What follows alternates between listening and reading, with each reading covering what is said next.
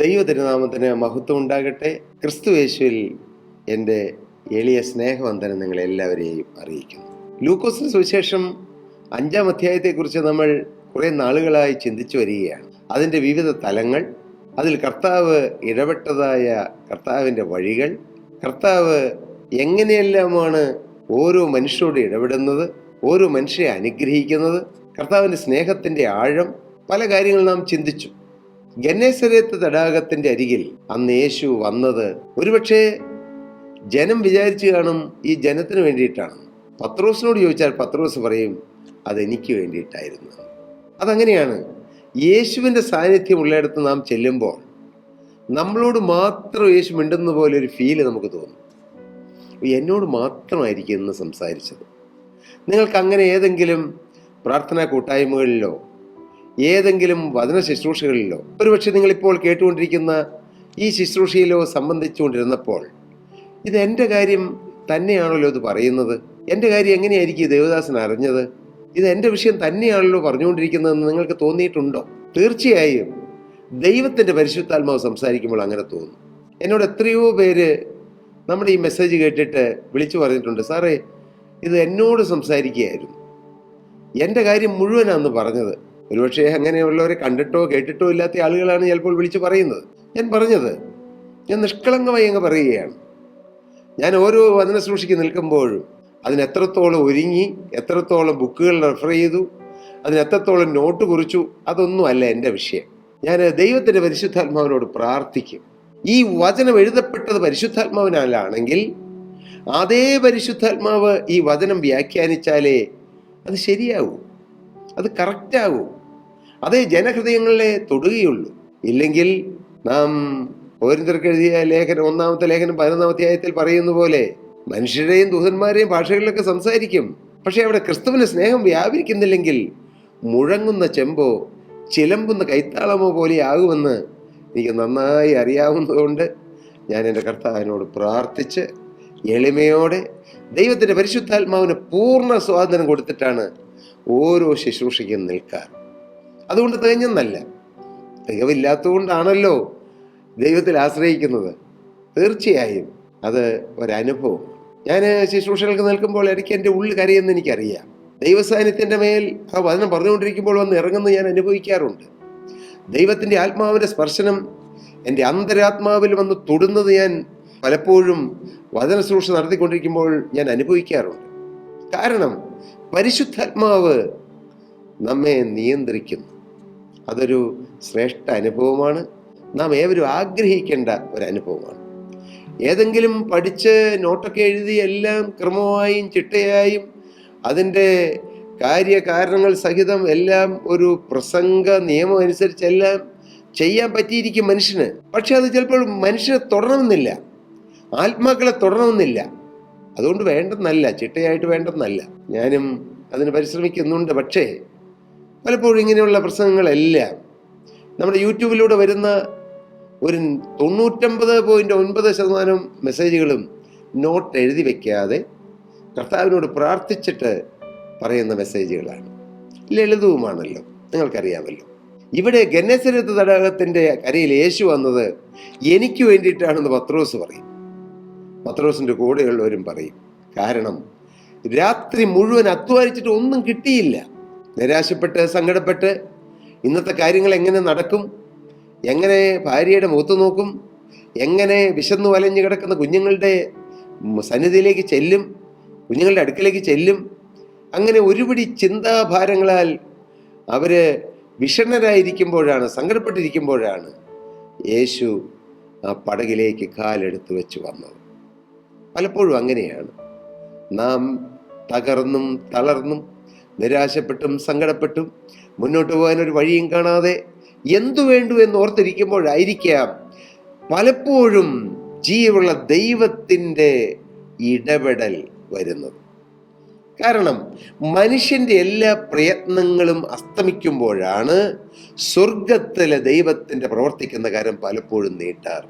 മറ്റേ മനുഷ്യൻ പ്രവർത്തിക്കുന്നു, എൻ്റെ കഴിവ്, എൻ്റെ സാമർഥ്യം ഇല്ല, ഇനി ആത്മീയമായി പറഞ്ഞാൽ ഞാൻ പ്രാർത്ഥിച്ചു, എൻ്റെ സമർപ്പണം, എൻ്റെ ഉപവാസവും പ്രാർത്ഥനയും, അതുകൊണ്ടൊക്കെ കാര്യം നടന്നു എന്ന് പറഞ്ഞ് സ്വയമേവ മഹത്വം എടുക്കാൻ ദൈവം അനുവദിക്കാറില്ല. നമ്മുടേതെല്ലാം താഴെ വെച്ച് കഴിയുമ്പോൾ, നമ്മുടെ എല്ലാം, അതുകൊണ്ട് പ്രാർത്ഥിക്കേണ്ടെന്നാണോ? തീർച്ചയായും പ്രാർത്ഥിക്കണം. ഉപവസിക്കേണ്ടെന്നാണോ? തീർച്ചയായും വചനപ്രകാരം ഉപവസിക്കണം. ഇതെല്ലാം ആവശ്യമാണ്. പക്ഷേ ചെയ്തു തരുന്നത് ജീവനുള്ള ദൈവമാണ്. ദൈവത്തിന് വചനം പറയുന്നു, സൈന്യത്താലല്ല ശക്തിയാലുമല്ല, ദൈവത്തിൻ്റെ ആത്മാവിനാലത്രേ. എനിക്കത് വളരെ ഇഷ്ടമുള്ള ഒരു വേദഭാഗമാണത്. സൈന്യബലത്താലല്ല, ശക്തി കൊണ്ടുമല്ല, ഒന്നും നടക്കാൻ പോകുന്നില്ല.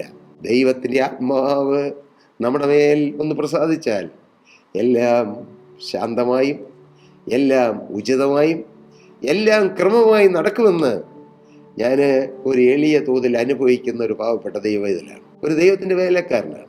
ദൈവനാമം മഹത്വപ്പെടട്ടെ. ക്രിസ്തുവിൻ്റെ കരത്തിൻ്റെ ഇടപെടൽ, പരിശുദ്ധാത്മാവിൻ്റെ ഇടപെടൽ, ത്രിയേക ദൈവത്തിൻ്റെ ഇടപെടൽ നമ്മുടെ വ്യക്തി ജീവിതത്തിലും കുടുംബജീവിതത്തിലും ഔദ്യോഗിക ജീവിതത്തിലും അങ്ങ് കൂട്ടായ്മ ജീവിതത്തിലും ദൈവവേലയോടുള്ള ബന്ധത്തിലും എല്ലാ മേഖലകളിലും വെളിപ്പെട്ടു വരാൻ ഇടയായാൽ അതാണ് ഏറ്റവും വലിയ ഭാഗ്യം. അതുകൊണ്ടാണ് മോശ പറഞ്ഞത്, കർത്താവേ, അവിടുത്തെ സാന്നിധ്യം ഞങ്ങളോട് കൂടെ പോരുന്നില്ലെങ്കിൽ ഞങ്ങളെ അയക്കേണ്ട കർത്താവേ. ഈ സാന്നിധ്യം വരുന്നവരെ ഞങ്ങൾ കാത്തിരുന്നുകൊള്ളാം. ഈ സാന്നിധ്യമാണ് ഞങ്ങൾക്ക് വലുത്. 600,000 ജനം മോശയുടെ മുന്നിലുണ്ട്. അന്നത്തെ കണക്കനുസരിച്ച് 600,000 എന്ന് പറഞ്ഞാൽ അത്രയൊന്നും അല്ല. 10, 35, 30, 40 ലക്ഷത്തിനിടയ്ക്ക് ജനങ്ങളുണ്ട്. അവരെല്ലാം കൂടെ പോരുന്നു എന്നുള്ളത് മോശയ്ക്ക് സംതൃപ്തിയില്ല. അവിടുന്ന് പോരുന്നില്ലെങ്കിൽ ഞങ്ങൾ പോകുന്നില്ല. അവിടുത്തെ സാന്നിധ്യം വരണമെന്നുള്ള ദാഹം. നമ്മുടെ ജീവിതത്തിൻ്റെ എല്ലാ മേഖലകളിലും യേശു വരണം. അത് നമ്മുടെ ഒരു വാഞ്ചയായിരിക്കണം. ഊണിലും ഉറക്കത്തിലും യാത്രകളിലും ജോലി സമയത്തും ഏത് സമയത്തും നാം കുടുംബജീവിതം നയിക്കുമ്പോഴും എല്ലാം യേശുവിനെ മാറ്റി നിർത്തിയിട്ട് ഒരു സെക്കൻഡ് പോലും നമ്മുടെ ജീവിതത്തിൽ വരരുത്. ഇതൊരു പ്രസംഗത്തിൻ്റെ പോയിന്റ് പറയുന്ന പോലെ നിങ്ങൾ കേൾക്കുകയാണോ? പ്രാർത്ഥിക്കൂ പ്രിയരെ. ഒരു സെക്കൻഡ് പോലും യേശു ഇല്ലാതെ ഇല്ല. യേശുവിനോട് ചേർന്ന് ഹാനോക്ക് ദൈവത്തോട് കൂടെ നടന്നു. ഉൽപ്പത്തി പുസ്തകത്തിലുണ്ട്, ഹാനോക്ക് ദൈവത്തോട് കൂടെ നടന്നു. ദൈവത്തോട് കൂടെ നടന്നാൽ ഒരു ഗുണം, ദൈവം അവനെ എടുത്തുകൊണ്ടു. വിശ്വാസത്താൽ ഹാനോക്ക് ദൈവത്തിന്റെ കൂടെ നടന്നു. അവൻ ദൈവത്തെ പ്രസാദിപ്പിച്ചുവെന്ന് അവൻ എടുക്കപ്പെട്ടതിന് മുമ്പേ സാക്ഷ്യം പ്രാപിച്ചു. ദൈവം അവനെ എടുത്തുകൊണ്ടു. സ്തോത്രം! എത്ര അനുഗ്രഹിക്കപ്പെട്ട ജീവിതമാണത്. നമ്മൾ വിചാരിക്കും ഹാനോക്കിനെ കുറിച്ച് പറയുമ്പോൾ, ഹാനോക്കിന്റെ കാലഘട്ടത്തിൽ ഒന്ന് ജീവിച്ചിരുന്നെങ്കിൽ, ഹാനോക്കിനെ പോലെ ഒന്ന് നടക്കാൻ പറ്റിയെങ്കിൽ ദൈവത്തോടെ. എൻ്റെ പ്രിയരെ, ഈ കാലഘട്ടത്തിലും നടക്കും. ഈ 21-ാം നൂറ്റാണ്ടിൽ യേശുവിനോട് ചേർന്ന് നടക്കാം. യേശുവിൻ്റെ സാന്നിധ്യം അനുഭവിച്ചുകൊണ്ട്, യേശുവിൻ്റെ കരുതൽ അനുഭവിച്ചുകൊണ്ട്, യേശുവിൻ്റെ തലോടൽ അനുഭവിച്ചുകൊണ്ട്, ആ സാമീപ്യം അനുഭവിച്ചുകൊണ്ട് നമുക്ക് ജീവിക്കാം. വെറുതെ ടെൻഷൻ അടിച്ച് നമ്മുടെ ജീവിതം കളയരുത്. നിങ്ങൾ ചിന്തിക്കൂ, നിങ്ങൾ കുറച്ച് ടെൻഷൻ അടിച്ചു എന്നുള്ളതുകൊണ്ട് പ്രത്യേകിച്ച് എന്തെങ്കിലും കാര്യം നടക്കുമോ? ഒരു കാര്യം നടക്കുകയില്ല. നടക്കാൻ പോകുന്ന ചില കാര്യങ്ങൾ മുടങ്ങിപ്പോകും. കാരണം ടെൻഷൻ അടിക്കുമ്പോൾ നമ്മുടെ ഉള്ള കഴിവും കൂടെ പോകും. അതുകൊണ്ട് സഹോദരങ്ങളെ, ദൈവകരങ്ങളിലേക്ക് എല്ലാം കൊടുക്കുക. ഇവിടെ പത്രോസ് ലഭിച്ച ഏറ്റവും വലിയ ഭാഗ്യം, പടക് യേശുവിന് വിട്ടുകൊടുത്തു. യേശുവിന് വിട്ടുകൊടുക്കുന്ന പടകുകളിൽ യേശു കയറി വരും. സഹോദര, മാന്യ സഹോദരി, എന്നിട്ട് ജീവിതമാകുന്ന പടക് യേശുവിന് കൊടുക്കാമോ? എങ്കിൽ യേശു അങ്ങോട്ട് വരും. ഒരുപക്ഷെ കാറ്റുകൊണ്ട് ഉലയുന്ന പടകിൻ ആ അനുഭവത്തിലായിരിക്കും നിങ്ങളുടെ പടക്. കടലിലെ ഓളങ്ങൾ മൂലം വെള്ളം പെരുത്തുയർന്ന് നിങ്ങളുടെ പടകിൻ്റെ ഉള്ളിൽ വീണ് കാണും. ഒരുപക്ഷെ നിങ്ങളുടെ പടക് മുങ്ങാൻ പോകുന്ന പടകായിരിക്കും. ഞാൻ പറയുന്നത് ഈ ഭൂമിയിലെ പടകിനെ കുറിച്ചല്ല. കടബാധ്യത കൊണ്ട് മുങ്ങാൻ പോകുന്ന പടക് പോലെയായിരിക്കാം മകനെ നിന്റെ ജീവിതം. സന്തോഷവും സമാധാനവും ഇല്ലാത്തതുകൊണ്ട് നിന്റെ ജീവിതം മരിച്ചാൽ മതിയും ചിന്തിക്കുകയായിരിക്കാം. പടക് ഉലഞ്ഞു കഴിയായിരിക്കാം. പക്ഷെ ആ പടകിലേക്ക് യേശുവിനെ വിളിക്കൂ. ഏതവസ്ഥയിലും യേശു കടന്നു വരും. യേശു ഓടി വരും. യേശുവിനെ നിങ്ങളൊന്ന് വിളിച്ചു നോക്ക്, ആത്മാർത്ഥമായിട്ട് വിളിച്ചു നോക്ക്, വരും. എൻ്റെ അനുഭവമാണ്. 19ാമത്തെ വയസ്സിൽ ഞാൻ BA ഡിഗ്രി എക്സാമിനേഷൻ എല്ലാം എഴുതി. അങ്ങനെ ആ എക്സാം കഴിഞ്ഞ സമയത്ത് എൻ്റെ സഹോദരൻ അന്ന് ഡെൻകെയർ എന്ന സ്ഥാപനം തുടങ്ങാനായി എല്ലാ ചുറ്റുവട്ടങ്ങളും കാര്യങ്ങളെല്ലാം ചെയ്തുകൊണ്ടിരിക്കുമ്പോൾ എന്നോടും എൻ്റെ മൂത്ത സഹോദരനോടും ചോദിച്ചു, എൻ്റെ കൂടെ കൂടുന്നോ? നമുക്ക് ഒരുമിച്ച് തുടങ്ങിയാലോ? നമുക്ക് ഒരുമിച്ച് ഈ കാര്യങ്ങളൊക്കെ ചെയ്താലോ? ആ സമയത്ത് റിസൾട്ട് പോലും നോക്കാതെ എൻ്റെ സഹോദരൻ്റെ കൂടെ ആ തുടക്കത്തിൽ 1988 ഡെൻകെയർ തുടങ്ങിയ സമയത്ത് ഞാൻ അന്ന് കൂടി, മൂത്ത സഹോദരൻ. ആ സമയത്ത് അതിനോട് ചേർന്നാണ് കൂട്ടായ്മയിൽ പോയി ദൈവത്തിൻ്റെ വചനം കേൾക്കാൻ ഇടയായത്. അതിനു മുമ്പ് കേട്ടിട്ടുണ്ട്. പക്ഷെ ആ 19ാമത്തെ വയസ്സിൽ ആ വചനം എന്നെ തൊട്ടു, ആ വചനം എന്നെ സ്പർശിച്ചു. യേശു എൻ്റെ മുമ്പിൽ വന്നു നിന്ന് മകനെ നിന്റെ ജീവിതം എനിക്ക് തരൂ എന്ന് യൗവനക്കാരനായി എന്നോട് പറയുന്ന പോലെ എനിക്ക് തോന്നി. അത് വെറും തോന്നലായിരുന്നില്ല, അതൊരനുഭവമായിരുന്നു. It's a real experience. ഞാൻ യേശുവിൻ്റെ കരങ്ങളിലേക്ക് എൻ്റെ ജീവിതം കൊടുത്തു. 19 വയസ്സിൽ ജീവിതം കൊടുത്തതിന് ശേഷം ഇപ്പം എത്രയോ വർഷങ്ങൾ കഴിഞ്ഞു. പക്ഷെ എൻ്റെ കർത്താവ് വിശ്വസ്തനായിരുന്നു. അന്ന് തൊട്ട് ഇന്ന് വരെയും ഞാൻ യേശുവിനെ സാക്ഷിക്കുന്നു. ഞാൻ യേശുവിനെ സ്നേഹിക്കുന്നു. ഞാൻ യേശുവിൻ്റെ മുഖത്തുള്ള വേലയ്ക്ക് വേണ്ടി ഓടുന്നു. ഞാൻ യേശുവിന് വേണ്ടി എൻ്റെ സമയം ചെലവഴിക്കുന്നു, എൻ്റെ പൈസ ചെലവഴിക്കുന്നു, എൻ്റെ സാഹചര്യം ചെലവഴിക്കുന്നു. എനിക്കത് പ്രമോദമാണ്, എനിക്ക് സന്തോഷമാണ്. കാരണം ഞാൻ ഇന്നായിരിക്കുന്ന അവസ്ഥയിൽ ഞാൻ എത്താനിടയായത് യേശുവിൻ്റെ കൃപ കൊണ്ടാണ്. ഏതെങ്കിലും പട്ടണത്തിലൂടെ എൻ്റെ അപ്പൻ്റെ പാരമ്പര്യപ്രകാരം ഒരു ഭ്രാന്ത് ബാധിച്ച് ഭ്രാന്തനായി തലമുടിയെല്ലാം നീട്ടി കീറിയ വസ്ത്രമെല്ലാം ഇട്ടുകൊണ്ട് അനേകർ ഭ്രാന്തനെന്ന് കൂക്കി വിളിക്കുന്ന അവസ്ഥയിൽ പട്ടണത്തിലൂടെ അലിഞ്ഞു തിരിഞ്ഞ് നടക്കേണ്ടവനായി എന്നെ യേശുവിൻ്റെ സാക്ഷിയാക്കിയത് യേശുവല്ലേ? എനിക്ക് മാന്യത തന്ന യേശുവല്ലേ? എനിക്ക് അഡ്രസ്സ് തന്ന യേശുവല്ലേ? എനിക്ക് ആഹാരം കഴിക്കാൻ മാർഗം തന്ന യേശുവല്ലേ? നല്ല കുടുംബജീവൻ തന്ന യേശുവല്ലേ? നല്ല ഭാര്യയെയും നല്ല കുഞ്ഞുങ്ങളെയും നല്ല മാതാപിതാക്കളെയും നല്ല സഹോദരങ്ങളെയും നല്ല ജോലിയും നല്ല ദൈവവേലയും അനേകം ആത്മീയ സഹോദരങ്ങളെയെല്ലാം തന്ന യേശുവല്ലേ? സ്വർഗീയ കാഴ്ചപ്പാട് തന്ന യേശുവല്ലേ? ഒരു നിത്യതയുണ്ടെന്നും യേശു രണ്ടാമത് വരുമെന്നും അതിനുവേണ്ടി ഒരുങ്ങണമെന്നും അനേകരെ ഒരുക്കണമെന്നുള്ള കാഴ്ചപ്പാട് തന്ന യേശുവല്ലേ? എല്ലാം തന്ന യേശുവിനോടുള്ള നന്ദിയും കടപ്പാടുമാണ് എന്നെ ഈ ദൈവവേല ചെയ്യാൻ നിർബന്ധിക്കുന്നു. എൻ്റെ വാക്കുകളെ ചുരുക്കാൻ ശ്രമിക്കുകയാണ്. എൻ്റെ പ്രിയരെ, നിങ്ങളെ യേശു സ്നേഹിക്കുന്നു, നിങ്ങളെ യേശു കരുതും. നിങ്ങളും യേശുവിൻ്റെ കരങ്ങളിലേക്ക് നിങ്ങളുടെ ജീവിതം വിട്ടുകൊടുക്കൂ. യൗവനക്കാരെ, താമസിക്കല്ലേ. പ്രിയ മകനെ, പ്രിയ മകളെ, താമസിച്ചു എന്ന് തോന്നുന്ന പ്രിയപ്പെട്ട മാതാവേ, പിതാവേ, താമസിച്ചിട്ടില്ല. കൊടുക്കൂ യേശുവിൻ്റെ കരങ്ങളിലേക്ക് നിങ്ങളുടെ ജീവിതം.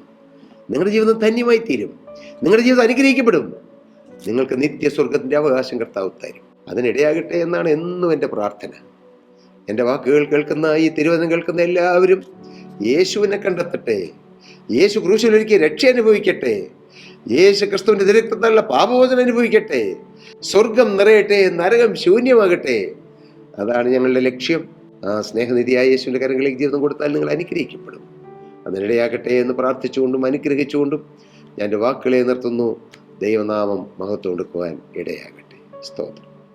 പ്രിയ സഹോദരി സഹോദരങ്ങളെ, നിങ്ങൾക്ക് പ്രാർത്ഥനാ വിഷയങ്ങളോ മറ്റെന്തെങ്കിലും കാര്യങ്ങളോ ഞങ്ങളുമായി സംസാരിക്കാനോ എന്തെങ്കിലും ഡിസ്കസ് ചെയ്യാനോ ഉണ്ടെങ്കിൽ തീർച്ചയായും താഴെ കാണുന്ന നമ്പർ ഞങ്ങളെ വിളിക്കുക. ഞങ്ങൾ നിങ്ങളോടൊപ്പം നിങ്ങളുടെ കാര്യങ്ങൾ അറിഞ്ഞ് നിങ്ങൾക്ക് വേണ്ടി പ്രാർത്ഥിക്കും. കർത്താവ് എല്ലാവരെയും അനുഗ്രഹിക്കുമാറാകട്ടെ. ദൈവനാമം മഹത്വപ്പെടട്ടെ. സ്തോത്രം.